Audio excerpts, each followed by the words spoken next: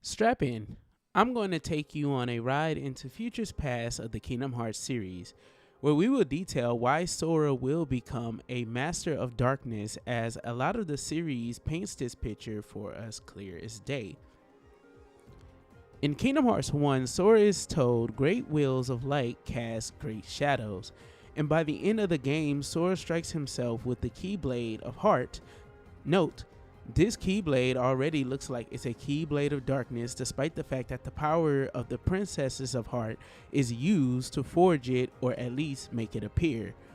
But this striking of his heart with this Keyblade leads to Sora releasing his heart and falling into the abyss, where he would have eventually been spirited away by the Lich to the afterworld. However, do you remember a particular scene in Kingdom Hearts 1 where Riku Ansem used this same Keyblade to enhance or unshackle Maleficent, allowing her to have a more refined connection to the darkness? Stick with me though, you know what I'm implying. Sora's Heartless also retains some degree of consciousness. The implication becomes more than just an assertion, right? In Kingdom Hearts Chain of Memories, Sora is having his memory altered by Naminé, but there's something even more weird about Sora's characterization in this game. As Kairi specifically fades away from Sora's memory to be replaced by Naminé, her literal nobody, Sora starts to suffer from a personality shift.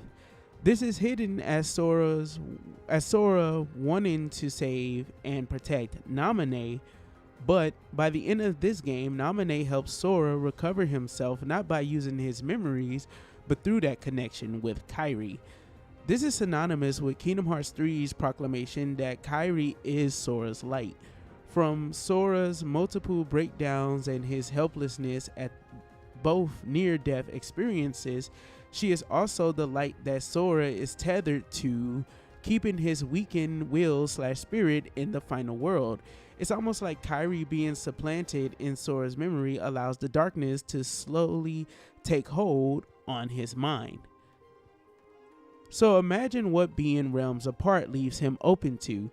In fact, in Kingdom Hearts 2, after spending a year away from Kairi, Sora has the potential to have his connection to Donald and Goofy when using the drive forms to lose himself in the connection and turn into his anti-form.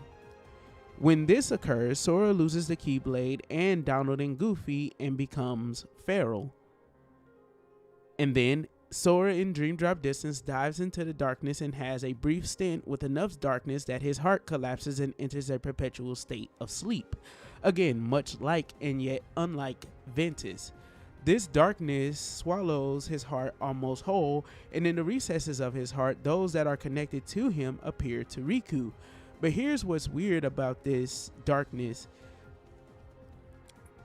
To want to champion Sora for itself, as even Ventus's armor that tries to ward off the darkness, or that's supposed to ward off the darkness, becomes engulfed by it, and Sora is made to face Riku while he's utilizing the power of darkness, which is weird.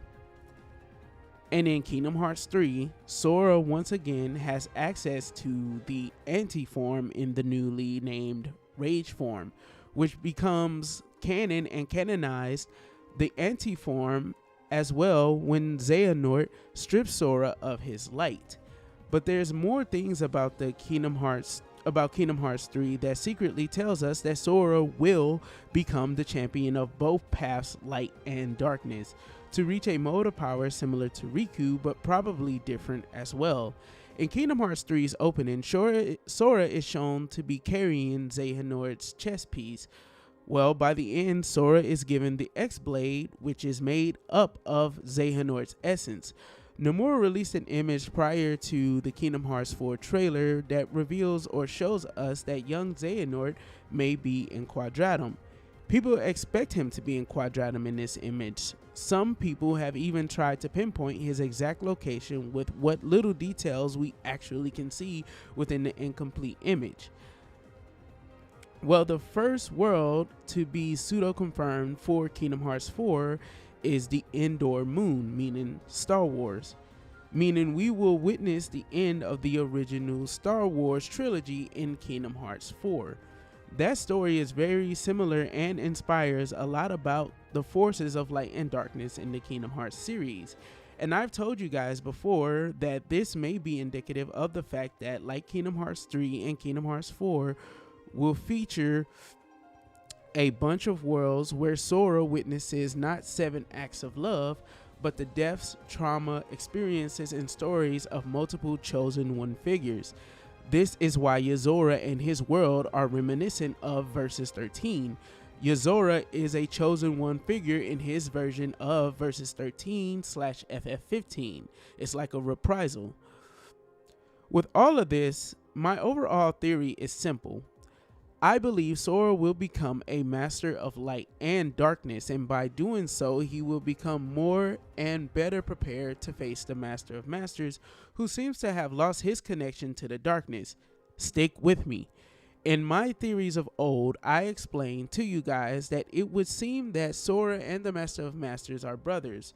This is why Vanitas tells Sora to wear brothers, and with Dark Road confirming that Vanitas was attached to Ventus and Master Xehanort knew this, and Kingdom Hearts 3 kind of confirming it as well, Sora wouldn't be a brother to Vanitas in any way unless the Master of Masters, the progenitor of Vanitas, who knows that the X-Blade can cause an intergalactic war, with the shattering of the original X-Blade never appearing in Kingdom Hearts Key, Unchained Key, nor Union Chi, it's clear that Vanitas comes from the far distant past that predates the age of fairy tales itself. We know that we can move the letter around in Xehanort's name to spell another Chi, and this is achieved by Xehanort absorbing the essence of 13 strong wills of darkness, while 13 darknesses plague the world in the past and present. Sora and Co. combat Xehanort with 7 guardians, and the Master of Masters is specifically proclaiming the foretellers Luxu and himself make up another group of 7. And you were explicitly shown that Sora uses the X-Blade with his friends to channel their chi to close Kingdom Hearts. Why will Sora become a Master of Darkness? Because the X-Blade may require this mastery before Sora can summon the No Name, and thus the X-Blade from the depths of his heart, while with his light he can pour chi into the X-Blade to achieve the true X-Blade or its true powers, like when he closes Kingdom Hearts, as Xehanort most likely battles us with the mere husk of the X-Blade. Not to mention, something along these lines is already being set up in the series.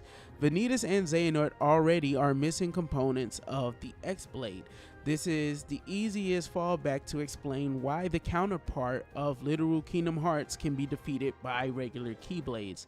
So here's what I think. While Sora is carrying the Keyblade made of Xehanort's essence, he will appear as a phantom to Sora alone, as in only Sora can see him. As they go through the worlds of unreality,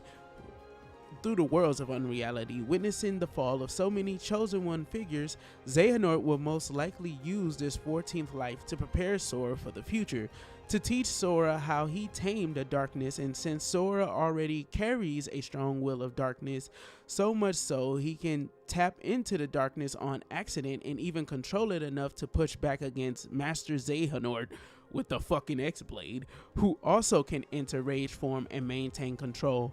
Sora will be trained to master darkness, and this will be when he most likely will be capable of summoning the X-Blade. So to close out this video, I want to share a scene with you guys that I think makes this very evident that light and darkness are not opposites in the sense of, well, they're two sides of the same coin. They're not opposites or in opposition just as forces in it of themselves. Remember, Master Xehanort is actually fighting for the side of light. However, he uses darkness because darkness is the only means for him to be capable of doing the things that he does, such as transcending time and being capable of appearing still as in his same age 13 years into the future after the events of BBS. But the scene is when Mickey tells the gang that light and darkness is a part of everyone. You can't have one without the other. And with that being, the world's made of light and darkness. You can't have one without the other. In the case, it's most likely the case that in order for the husk of the X-Blade to reappear, Sora most likely will have to learn to channel his darkness. Remember, again, Xehanort's name can be moved around to spell another key. And when I told you guys this in the past, what I was trying to implicate, although I think I failed to do so back then, was that the Master of Masters most likely is the figure that had the X-Blade all the way back in the past. And because he had the X-Blade all the way back in the past, and we know it broke into 7 pieces of light and 13 pieces of darkness, those 13 pieces of darkness is most likely made of the essence of 13 darknesses that he potentially conjured, or 13 darknesses from his will, from his ability to control the darkness. And when the X-Blade shattered, they became their own separate entities. And this is how you get Vanitas, who understands that the X-Blade can be used to cause an intergalactic war. He implies that he's seen a war like this before, but there is no war like this in Kingdom Hearts Key, Unchained Key, or Union Chi, meaning he knows about a war that fucking predates these events. And the Master of Masters tells Lucius specifically that since he was a boy, the Keyblade War has been waging ever since then. And then of course Sora is born at the cusp of another Keyblade War. So thank you guys for tuning into this video. I hope you enjoyed it. Don't forget to leave a like and leave some comments on what you think about the theory, and I'll catch you guys in the next one, man. Peace the heck